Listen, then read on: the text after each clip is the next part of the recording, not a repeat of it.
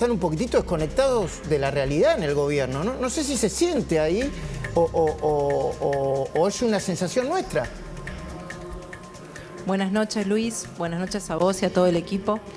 Ese fue el eje de mi discurso recién hace pocos minutos atrás. Tenemos un Congreso que, con la realidad que vivimos hoy en la calle, hoy está discutiendo un régimen para la industria automotriz a 10 años. Las terminales y las pymes que trabajan de la industria automotriz no saben si van a tener los insumos importados que necesitan para fabricar autos la semana que viene. Y nosotros, el oficialismo, nos plantea una discusión de un régimen a 10 años de inversión. Bueno, es toda una agenda desconectada con la realidad. La verdad que alarma la desconexión con la realidad del oficialismo, alarma la ignorancia sobre el padecimiento que están y la angustia que tienen hoy los argentinos, alarma que se peleen arriba de un barco que se hunde entre ellos, pero sobre todo que muestren que no hay alternativa ni plan después de 2 años y medio y que claramente las políticas económicas que implementaron fracasaron. Ahora, enseguida vamos a mostrar, hablando de desconexión, los aviones en la reunión de gobernadores, porque es una vergüenza, ¿no, Tato? La vimos nosotros, es una verdadera vergüenza. Hay un informe de Guadalupe Vázquez que dice que se gastaron como no sé cuántos millones de pesos, ¿no? Para sacarse una foto, ¿eh? Sí. Nada más que para eso. 20 millones de pesos.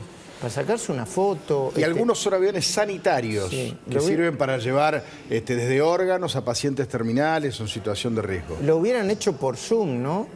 Ahora, María Eugenia, ustedes la conocen bien a Batakis, ¿no? Porque les dejó una herencia, Batakis, y yo le dejó una herencia tremenda en la provincia de Buenos Aires, ¿no? En primer lugar, lo más importante es cuando llegamos a 10 días de pagar salarios y aguinaldos para 600.000 trabajadores, esa plata no estaba. Ese fue el primer problema y deuda evidente de Batakis. Después dejó 11.000 millones de dólares de deuda, dejó la inversión más baja del país. La provincia de Buenos Aires era la que menos invertía de todas las provincias en obras y en infraestructura, la presión tributaria más alta de la historia de la provincia de Buenos Aires, y déficit. Por supuesto que nosotros en 4 años bajamos el déficit, bajamos la presión tributaria y duplicamos la inversión. Y la deuda la mantuvimos igual, más allá de lo que quieran decir, los números no mienten. Entonces, esa es la herencia de Batakis y por la cual fue premiada como ministra de Economía esta semana. María Eugenia, hablando de deuda pública, se está hablando del intento de imponer el salario básico universal. ¿Qué es lo que se está viviendo en diputados respecto a esto? Varios diputados hoy aparecieron en sus bancas del oficialismo exigiendo el salario universal. Yo quiero decir que el salario básico universal equivale a 2 puntos del PBI. Hoy cada iniciativa que incrementa el gasto público empobrece más a los argentinos y los somete a más inflación. Estamos anualizadas semestralmente arriba del 80% anual. No hay otra manera de pagar cualquier propuesta que lleven adelante que no sea con más emisión y con más deuda en pesos. Y eso es insostenible. Entonces, cuando le quieren decir a la gente que le van a dar un plan por una ventanilla, se lo cobran en el supermercado cuando va a comprar alimentos o comida. Eso la gente ya lo sabe. Entonces, por más populismo y demagogia que quieran hacer diciendo que se preocupan por la gente, la mejor manera de preocuparse por la gente es un plan que estabilice la inflación. María Eugenia, te pido que te quedes unos segundos más, pero no quiero dejar de preguntarle a Jorge Liotti. Hay muchas versiones, Jorge, sobre el acuerdo, sobre la cena que mantuvieron ayer Cristina y Alberto Fernández, sobre que no tuvo buen resultado, sobre la idea de que no habría terminado el cambio de gabinete, que están empezando para hacer un cambio estructural, porque evidentemente esto no ha alcanzado, y me parece que se lo está diciendo el mercado y la sociedad, ¿no, Jorge? Bueno, Luis, cuando te decía recién que hicieron una mala administración de la crisis que se desató con la salida de Guzmán, me refería justamente a eso. En primer lugar, todas las dudas en torno del nombramiento de Batakis y la falta de señales una vez que fue nombrada. Prácticamente se consumieron 2 días hábiles con señales contradictorias. Dio 2 entrevistas, una ayer en la televisión, esta mañana en la radio. No quedó claro si va a seguir la línea trazada con el Fondo Monetario o si va a ir por una línea más contestataria vinculada al kirchnerismo. En segundo lugar, no está claro que haya habido una recomposición política ni de la cena ni de lo que pasó con Massa. Massa hoy parece corrido pero tampoco eso quiere decir que Alberto con Cristina hayan reconciliado. De la cena ha salido muy poca información, pero sí está claro que allí Cristina le planteó las demandas respecto de rectificar el rumbo económico que lo venía haciendo en público. Y para mí el dato más saliente, te diría, tiene que ver con que por primera vez Cristina es parte del esquema de decisiones en materia económica que ella tanto venía cuestionando. Ahora Cristina está dentro porque Batakis llega con el auspicio de ella, entonces tenemos que ver qué pasa ahí. El resto está todo muy desvencijado. El entorno de Alberto Fernández no quedó satisfecho con esta resolución, demandaba un recambio más integral del equipo, darle mayor volumen y mayor voltaje, y estamos hablando ya de los 2, 3, 4 funcionarios más cercanos de Alberto Fernández. Aquí, no, perdón, termina, Jorge, discúlpame. No, que durante todo el fin de semana conversaron sobre esa posibilidad y sobre el final Alberto Fernández terminan acordando con Cristina esta solución de solo reemplazar a Guzmán. Entonces, hoy Alberto está con su entorno cercano, yo te diría resentido, con un Massa que está corrido porque fue el perdedor del fin de semana, y en un vínculo dependiendo de una Cristina con la cual todavía no se termina de reconciliar o rearticular un esquema de poder. En este contexto le va a ser muy difícil a Batakis poder enderezar el rumbo, ¿no? Bueno, a mí me contaron que Cristina le había pedido de manera urgente la cabeza del Chino Navarro y la cabeza de Emilio Pérsico. Ahora, por el otro lado, lo que dijo Batakis sobre el dólar, que me gustaría compartirlo, es una cosa que no se termina de entender. ¿Lo compartimos? Sí, a ver, cuando uno mira el tipo de cambio multilateral, lo que encontramos es que Argentina está en los niveles que tiene que estar, ¿sí? No podemos perder competitividad, esto es cierto, necesitamos que nuestros exportadores exporten más, que no estén especulando con, qué puede pasar el mes que viene, sino que vayan haciendo las liquidaciones que tienen que hacer en el momento que la economía, que la planificación de ellos les indique que lo tienen que hacer. Y para eso necesitamos tener un valor competitivo.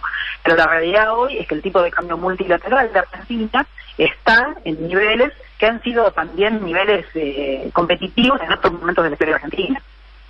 Yo no entiendo eso, sí. No entiendo. Bueno, en realidad varias cosas. Por un lado, la realidad es que el tipo de cambio hoy está desdoblado de hecho.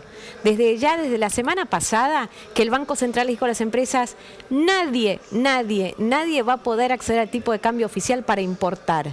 Van a tener que ir al contado con liqui, pero básicamente. Lo que está diciendo es que no va a devaluar. Entonces, ella dice, el tipo de cambio está bien. A ver, ningún ministro te avisa cuando va a devaluar.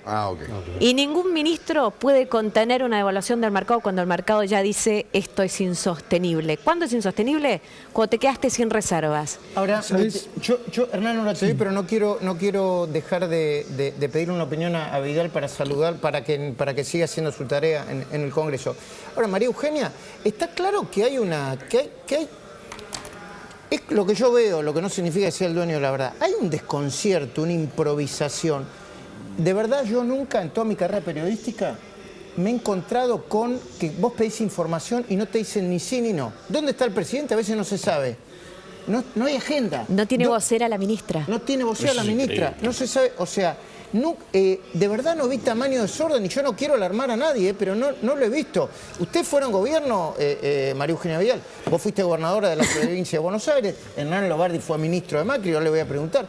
Es demasiado desconcierto, ¿no? Demasiada improvisación. Sin duda, lo único que están haciendo es sumarle más angustia e incertidumbre a los argentinos de la que ya tenían el viernes. Pasaron 72 horas y la ministra todavía no define su equipo completo y no nos dice cuál es su plan y cuáles son las medidas que va a tomar para esta sangría que tenemos todos los días pensando que vamos a tener cada vez más inflación. Y donde los comerciantes se levantaron esta mañana y no sabían si vender al precio el viernes, si aumentar o si no vender nada, porque no saben si van a poder reponer. Donde todos los argentinos están pensando si van a poder pagar el alquiler, o cómo van a llegar a fin de mes, o cómo van a poder ahorrar en las compras más básicas. Esa es la realidad. Y frente a esa realidad, cada día que pasa es un día más sin respuesta del gobierno. Más allá de la pelea entre el presidente y la vicepresidenta, lo más grave es que no tienen camino, no tienen rumbo. Claro. Eso es lo más grave de lo que está pasando. Y cada día que pasa es mucho más angustiante para todos. Claro, pero, María Eugenia, gracias. Perdón, le quería hacer muchas gracias. Rumbo es solo... Gracias, perdón. Gracias, María Eugenia, Gracias por participar. Gracias, Luis. Enseguida estamos hablando con Luis Juez, ¿me decías? Luis, yo la escuchaba a María Eugenia Vidal y decía, la falta de rumbo no es solo económico, es sobre todo político. No, claro. A ver, al no tener un rumbo político, no sabemos para dónde va la economía tampoco. Claro, ¿por qué Jorge todavía no nombró al equipo Silvina Batakis? ¿Cuál es la información que tenés vos? ¿Cuáles son los argumentos para no nombrar equipo?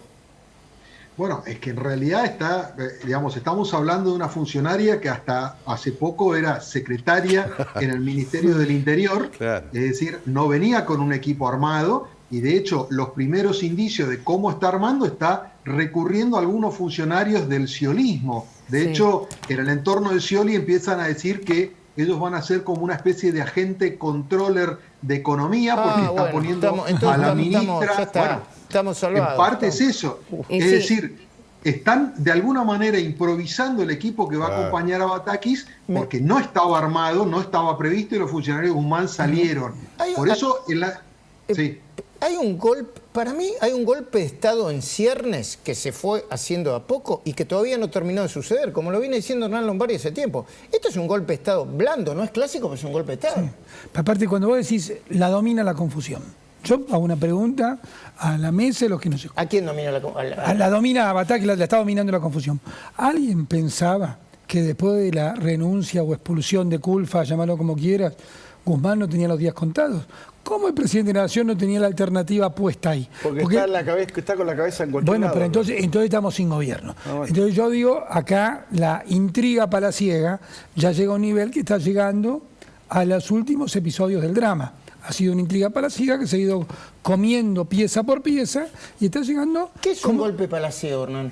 Una intriga palaciega, coup d'état, como se dice en francés, no es necesario, no todos los golpes o los cambios del eje del poder se dan con violencia con la gente en la calle. Es buscando irse comiendo pieza por pieza, al cual los argentinos lo habían votado como presidente de la Nación. Obviamente no con mi voto. Mi teoría no es que si en algún momento Cristina tenía calculado lo empujo, pero antes del abismo lo puede sostener, yo creo que la dinámica política ya es... Totalmente.